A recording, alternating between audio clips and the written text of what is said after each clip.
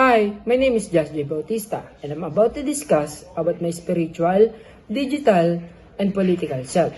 So, let's start. First of all, what is my spiritual self?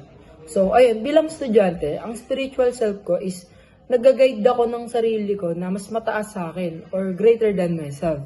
Like ng nature, my inner peace, at kahit ano pa. Lagi kong inuunang spiritual self ko kumpara sa iba't ibang bagay. Dahil naniniwala ko sa importante ng paniniwala sa sarili, peace, at compassion mo. Yun lang. Next is my political self. So, bilang estudyante, committed ako na gumawa ng isang society na merong justice, equity, tsaka pagkakaisa.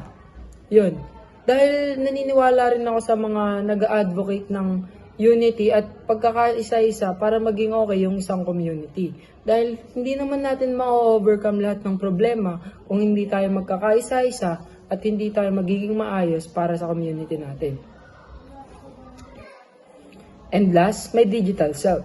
So, ayun, bilang isang estudyante, nagiging mindful pa din naman ako na maging connected ako sa technology at sa pagbabago ng modernisasyon. Dahil kung hindi tayo makakasabay sa modernisasyon, walang mangyayari sa atin.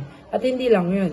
Ang pagiging isa sa isang modernisasyon ay nakakatulong din para mapaunlad ang lahat.